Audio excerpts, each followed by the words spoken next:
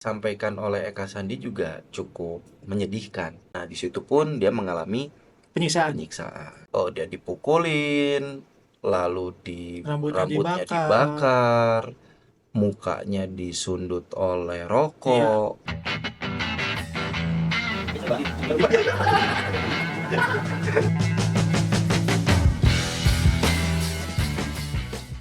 Assalamualaikum warahmatullahi wabarakatuh. Waalaikumsalam warahmatullahi wabarakatuh. Oke, balik lagi bersama kita. Kita akan coba membahas lagi terkait masalah kasus Vina Cirebon. Yes.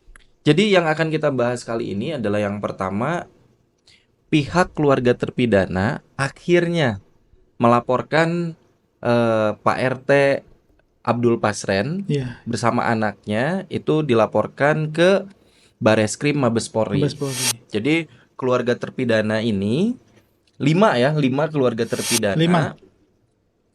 didampingi dengan pengacara dari Pradi. Pradi, lalu bersama saksi-saksi warga sekitar yang pada saat kejadian saat itu Iya.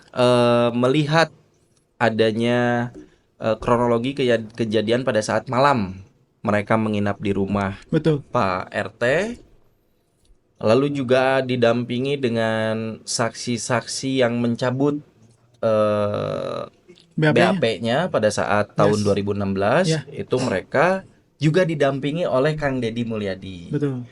Itu mendatangi Bareskrim Mabes Polri untuk melaporkan Pak RT dan anaknya. Iya. Nah, kira-kira apa nih yang bisa kita bahas terkait dengan apa yang dilakukan oleh keluarga para terpidana? Oke. Yang pertama masalah Pak RT nih. Pak RT, Pak RT. Yang tak kunjung datang. Sebelum dikeluarin Ya, juga ini disuruh masalah Pak lari, RT ini kan lari. Cuma kunci dia dari berpikirnya kalau semua masalah lari ini nanti kan. saya ditembak. Iya. Pak RT dan anaknya ini sekarang karena tak kunjung-kunjung hadir Iya. untuk diminta apa keterangannya ya, untuk mengklarifikasi. Karena susah ya sudah, berarti dilaporkan saja kata gitu kan. Iya. Nah, cuman sebelumnya ini keluarga terpidana itu dilaporkan dulu Iya. oleh tim cari fakta kalau tidak salah. Iya. Dilaporkan ke Mabes Polri dengan gugatan apa namanya? Tuduhan obstruction of justice. Jadi katanya. menghalang-halangi Penyelidikan. Di situ bahwa keluarga si terpidana itu dituduh mengiming-imingi ke Pak RT itu sejumlah uang bersama pengacara agar untuk mengatakan bahwa si terpidana itu menginap di rumahnya Pak RT.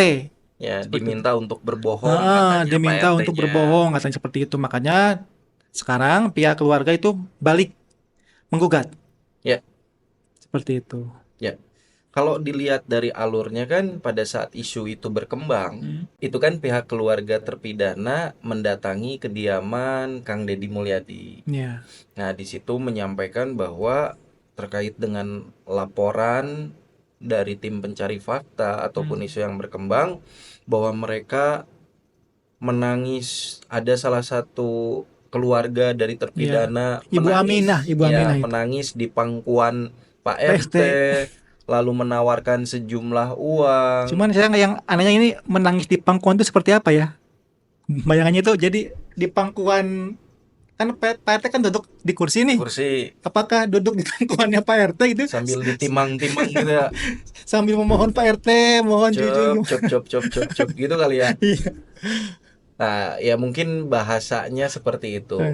Nah, akhirnya mereka mengklarifikasi di kediamannya Kang Deddy Mulyadi dan menyampaikan bahwa hal itu tuh sebenarnya tidak pernah terjadi. Bahkan tidak sesuai. Betul, mereka datang ke sana, keluarga terpidana itu didampingi oleh ketua RW pada saat itu.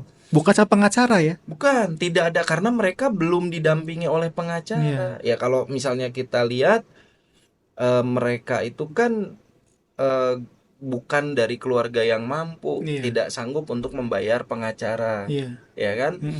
Nah, akhirnya setelah menyampaikan itu ke KDM, Kang Deddy Mulyadi, dan Kang Deddy Mulyadi kan memang yang sangat memberikan atensi lebih terkait kasus ini, lalu Kang Deddy mungkin menyarankan untuk ya sudah laporkan balik saja. Iya.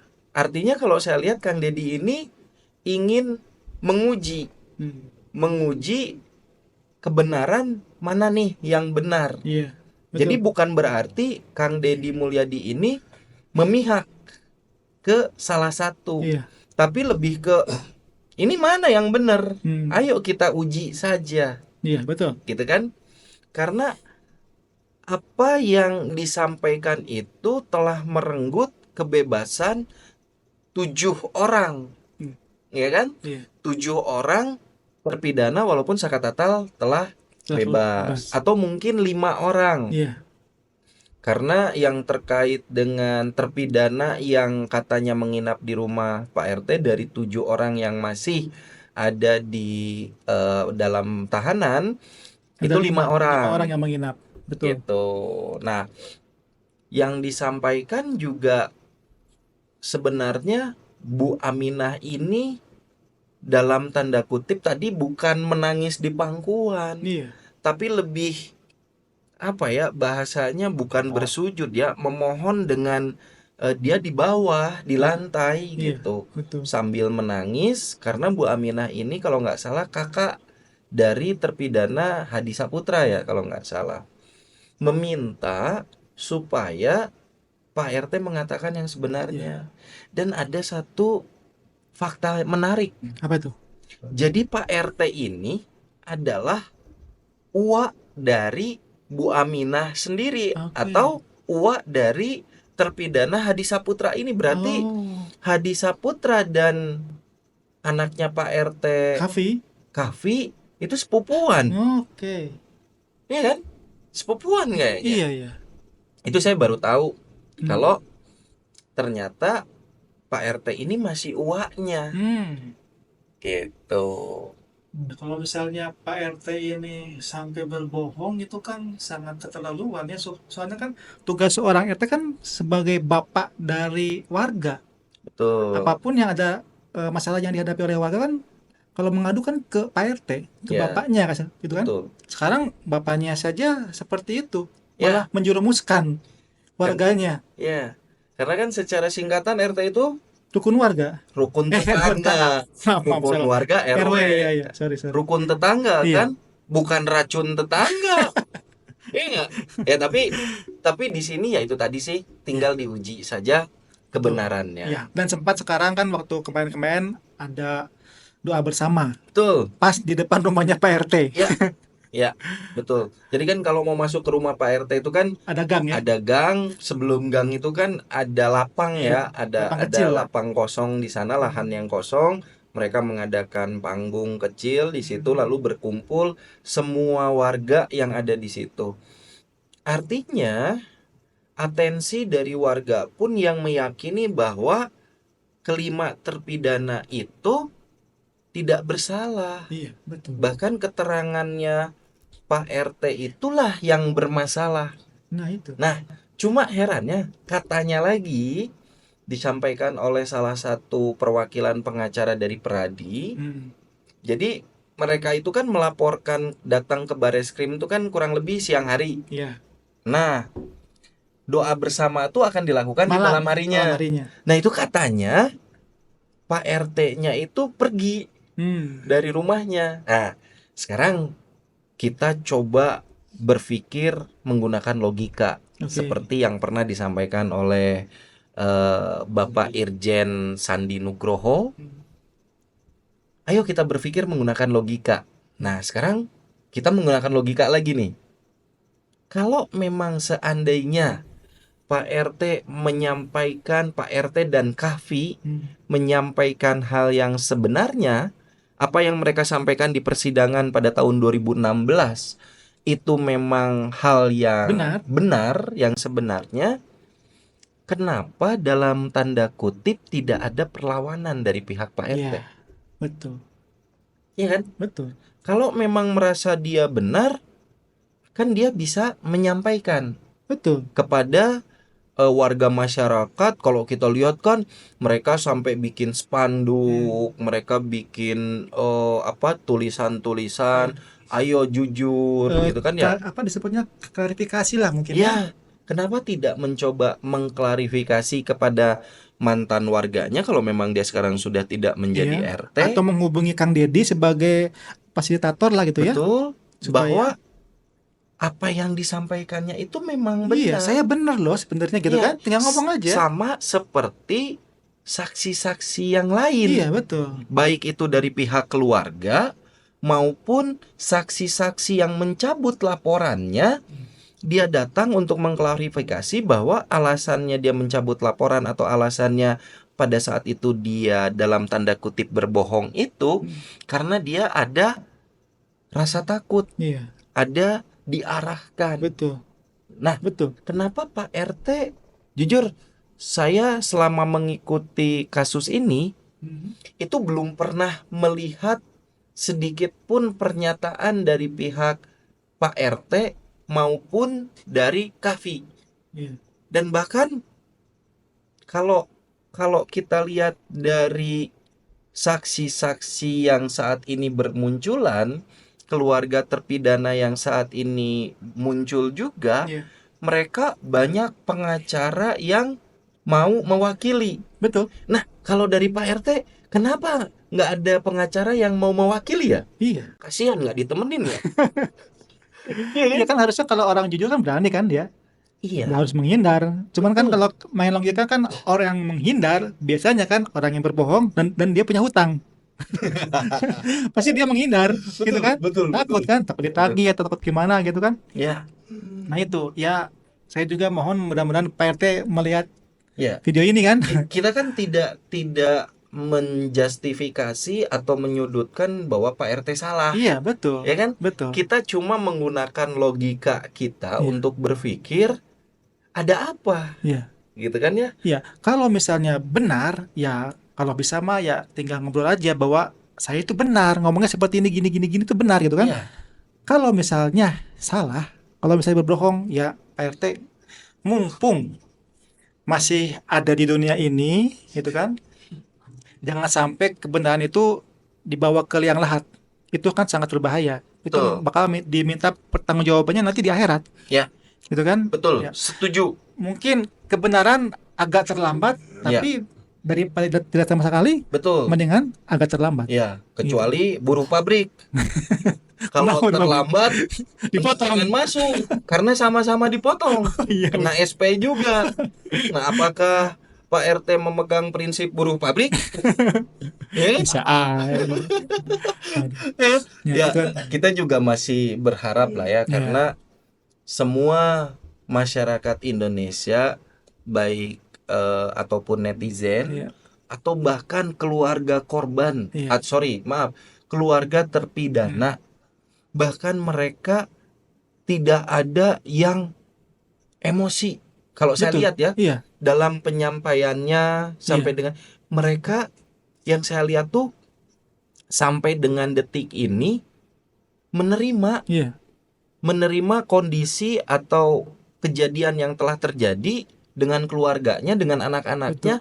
Mereka menerima tuh. Dan saya lihat warga sekitar juga sangat-sangat kondusif ya, nggak sampai anarki, sampai ngelabrak, Iya. sampai ngebongkar rumahnya, ngedobrak itu kan nggak ada. Nggak ada. Iya. Berarti kalau kita lihat juga kan, alhamdulillahnya warganya santun, Iya, santun. keluarganya santun, ya kan, tidak ada intimidasi secara verbal ataupun psikis Iya. kan, atau fisik Iya, kepada betul. Pak RT ataupun Atau- keluarganya. Iya, betul. Karena yang disampaikan dari Bu Aminah Mm-mm. itu dia menyampaikan kalau dia juga sering ketemu nih sebelum viral, Iya. sebelum kasus Vina ini viral, Mm. suka ketemu, Iya. suka belanja surabi Iya, ke Bu betul. Aminah tuh, Betul. Karena Bu Bu Aminah Aminah kan jualan surabi. jualan surabi, Betul. gitu kan. Artinya kan keluarga pun sudah menerima, walaupun di satu sisi mereka meyakini bahwa anak dan keluarganya tidak Tidak salah, salah. tapi mereka mencoba menerima. Legowo lah ya. Nah, kalau saya lihat gini, ketika kasus ini mulai viral lagi, mulai naik lagi, lalu banyak dalam tanda kutip orang-orang yang memiliki kuasa, memiliki pengaruh, memiliki wewenang, memiliki kekuatan, mulai mengatensi atau memberikan perhatian lebih terhadap kasus ini, mereka seolah-olah diberikan harapan. Harapan bahwa keluarga ataupun anaknya bisa bebas, harapan dan dukungan lagi bisa ya. kembali lagi. Betul. Gitu. Karena sebelum-sebelumnya mereka sudah hopeless. Ya gimana? Mungkin dari orang kecil kan? Iya. Apalagi yang mau mereka dirikan? sudah mencoba memperjuangkan, tapi mau kemana? Gitu. Jadi kalau menurut saya Pak RT Bapak Abdul Pasren, yang saya yakini juga mungkin mempunyai hati lah. Ya, ada rasa yang ada rasa kemanusiaan atau bahkan kekeluargaan. Namun kalau saya boleh berspekulasi, ini Pak RT juga mempunyai perang batin sih sebenarnya. Karena ada sesuatu hal yang cukup besar yang sedang dia tutupi dan dia belum berani untuk membuka itu. Betul. Gitu. Dan sekarang juga kan sudah mulai sakit-sakitan katanya kan si Pak RT-nya kan? Ya. Nah itu. Nah makanya pikiran juga kan? Betul. Karena ada suatu beban pikiran yang cukup berat yang selama ini ditanggung oleh Pak RT. Makanya kalau bisa sih relakan, lepaskan gitu kan ya. Ya itu sih harapannya, mudah-mudahan Pak RT bisa terpanggil hati nuraninya. Bukan berarti harus menyampaikan kebohongan. Tapi kalau memang dia yakin bahwa dia benar, ya sampaikan yang benar. Saja. Kita tidak memaksa Pak RT untuk menyampaikan hal yang diyakini oleh keluarga terpidana. Tidak. Atau yang berkembang di masyarakat. Tidak. Kita cuma ingin Pak RT menyampaikan apa yang benar. Karena semua itu ada yang menyaksikan. Betul. Mudah-mudahan Pak RT bisa segera diberikan hidayah ya. Mudah-mudahan oleh Allah Subhanahu wa taala. Oke. Ada satu lagi yang ingin saya coba bahas. Kemarin saya juga sempat lihat di YouTube-nya Kang Deddy Mulyadi ataupun di YouTube-nya Bang Uya Kuya terkait dengan pengakuan dari Aldi, adik dari Eka Sandi. Yang pada saat kejadian penangkapan di sore hari, Eka Sandi itu ikut ditangkap oleh pihak kepolisian. Eka Sandi dan Aldi ya? Eka Sandi dan Aldi, ya. Aldi ini adiknya dari Eka Sandi. Nah, apa yang disampaikan oleh Eka Sandi juga cukup menyedihkan. Betul. Sangat-sangat menyedihkan, di mana apa yang disampaikan oleh Eka Sandi itu relatif hampir sama dengan apa yang disampaikan oleh Saka Tatal. Jadi pada saat sore hari Eka Sandi datang ke tempat penggerebekan itu, dia membalikin motor bersama Saka Tatal kan? Ya. Nah, itu di situ dia langsung ditangkap nih sama 4 polisi. Gitu. Dimasukkan ke mobil, di mobil pun sudah terjadi pemukulan. Sudah terjadi intimidasi di situ. Betul. Nah, lalu dimasukkan ke ruangan. Nah, di situ pun dia mengalami penyiksaan. Itu. Nah, salah satu banyak sebenarnya dia disampaikan itu dia dipukulin, lalu rambutnya dibakar, mukanya disundut oleh rokok, pipinya kan dia bilang itu, matanya kasih balsem, lalu tahanan dikeluarkan untuk memukul. Nah, ini menarik nih, karena kalau nggak salah dulu pada saat peristiwa ini mulai naik lagi, ada salah satu dari pihak kepolisian, Bapak Suratman atau Pak Suwarman, saya lupa lagi, dari Polda Jabar, itu menyampaikan bahwa kan berkembang tuh foto-foto para terpidana yang Iya, pada bengep-bengep tuh di iya. Facebook. Nah, itu kan disampaikan bahwa para terpidana ini dipukuli Oleh oleh tahanan. tahanan dan ada 15 anggota polisi yang sudah kena sanksi karena Iya. lalai dalam menjaga. Hmm. Ternyata pengakuan dari Eka Sandi emang Dari sengaja Aldi dari Aldi emang sengaja dikeluarin untuk untuk memukuli. memukuli Oke. gitu. Ya kan? Untuk memukuli. Nah, lalu dia tetap tidak mau mengaku sampai akhirnya keesokan harinya dia tetap nggak mau ngaku, Sore harinya dikeluarkan. dikeluarkan. Sebelum dikeluarin juga disuruh lari Iya, katanya. suruh lari. Lari, cuma dia berpikirnya kalau lari nanti saya ditembak. Iya. Itu saya salut tuh. eh Aldi yang pada saat itu mungkin usianya masih Di muda bawah lah ya. umur ya. Kurang tahu lah kalau di bawah umur. Apa namanya? Tapi dia punya berpikiran kalau saya lari nanti saya ditembak nih. Iya. Makanya dia bilang lebih baik saya mati di sini aja Pak kalau mau ditembak. Iya. Gitu kan? Sampai katanya dia ditembak pakai peluru karet Iya. kepalanya. Karet. Peluru karet Karet. kepalanya sampai 3 kali katanya. Iya. Nah, barulah di situ dia dibebaskan oleh pihak kepolisian. Kan dibopong masalahnya sama Ya. keluarga tuh. Nah, itu pun dia menyaksikan terpidana yang lain juga sama disiksa karena ditempatkan dalam Iya. satu sel. Sampai Gitu. banyak darah katanya tuh. Iya. Nah, itu recovery-nya pun sampai 1 bulan. Iya. Dia nggak bisa makan. Ya Susah kebayang dong disiksa gitu kan. Betul. Gimana kita mau apa? Pasti trauma juga. Jelas trauma. Ya kan? Trauma juga. Ya, jadi masa recovery-nya Aldi itu kurang lebih hampir 1 bulan. Berarti kan parah banget ya Iya. disiksanya itu. Sama tuh kayak Sakatatal tadi. Iya. Katanya kepalanya diketokin pakai gembok. Oh iya, betul betul. Sakatatal juga menyampaikan hal yang sama kan? Diketokin tuh pakai gembok. Waduh, Gitu. saya nggak kebayang gitu sakitnya. Ih. Nah, itu ketika dia pulang kan proses masih berlanjut karena akhirnya Eka Sandi mengakui perbuatannya. Nah, ketika ditanya oleh Uya Kuya, kenapa Eka Sandi mengakui perbuatannya? Karena siksaannya lebih berat. Dipukulinnya mungkin lebih-lebih gitu. Nah, akhirnya Eka Sandi atau kakaknya itu mengakui perbuatannya. Karena udah gak kuat ya. Ya, namanya orang kan ada batas. Betul. Ada batas. Nah, lalu ibunya, orang tuanya kan nggak selesai sampai situ dong.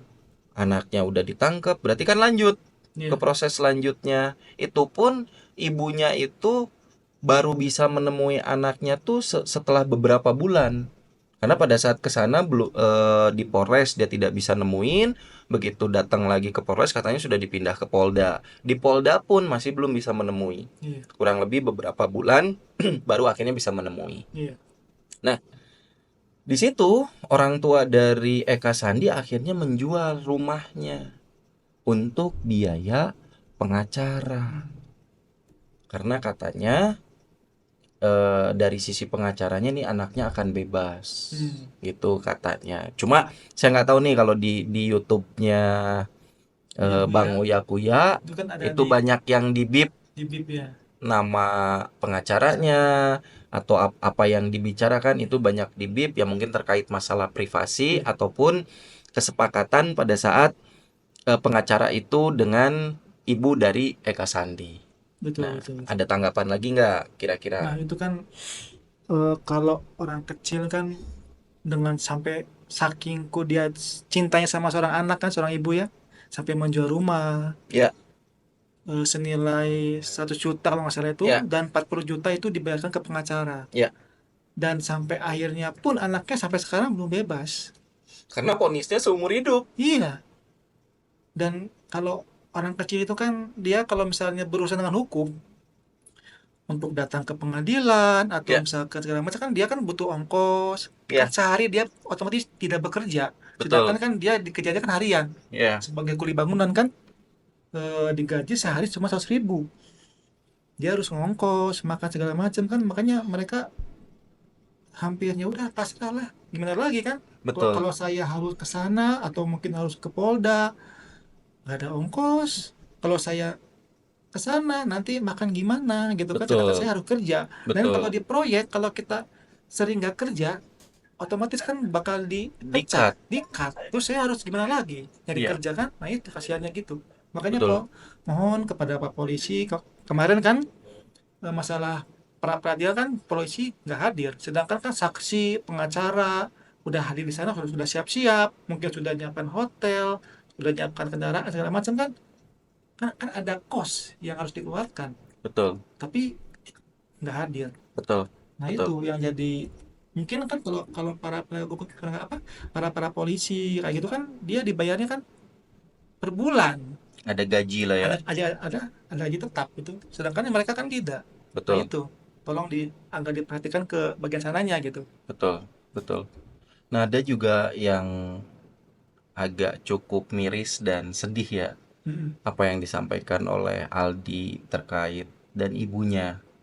Bagaimana rasa kangennya Aldi Iya, dan ibunya betul, betul. untuk kakaknya. Bahkan Aldi itu sampai nangis gitu ya. Karena ketika Bang Uya Kuya menyampaikan,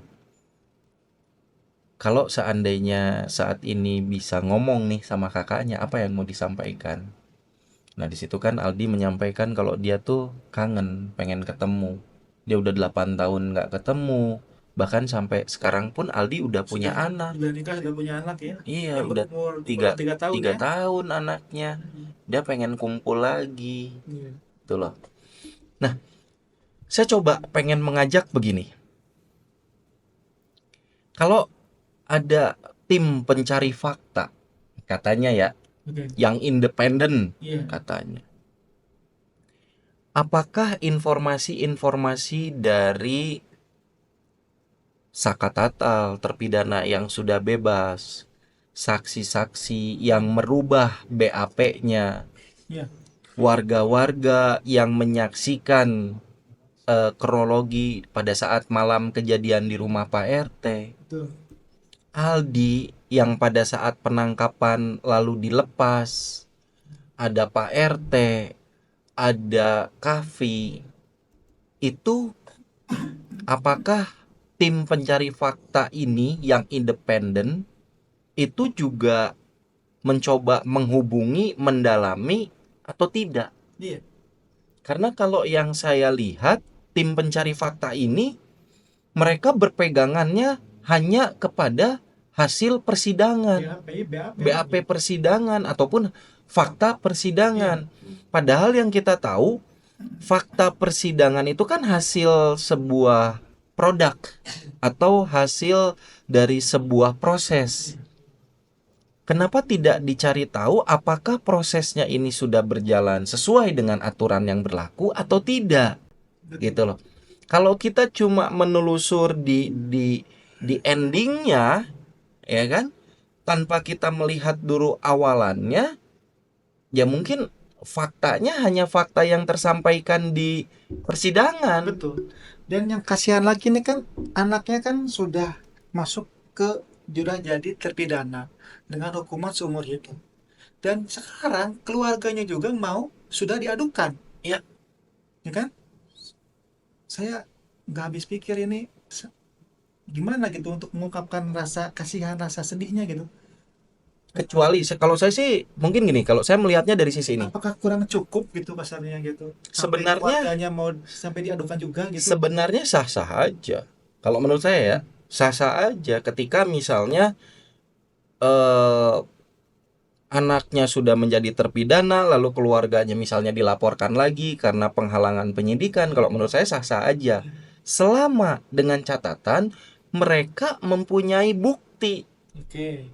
ya kan? Betul. Selama mereka punya bukti yang valid, Mm. ada bukti rekamannya misalnya, ada fotonya. Mm. Tapi kalau hanya keterangan dari satu orang, dari Pak RT saja yang menyampaikan bahwa oh saya diiming-imingi uang, Mm. satu orang berbanding dengan warga-warga di Yang ikut ya, Cirebon di yang salah sana, ya, betul. itu kan nggak make sense Iya. gitu loh. Iya. Bener nggak? Iya, betul. Jadi kalau dari sisi saya sih, silahkan tim pencari fakta mau melaporkan selama mereka memiliki bukti yang valid, Iya. sah-sah aja, ya kan? Nah itulah apa yang terjadi dari perkembangan kasus Vina dan Eki. Betul.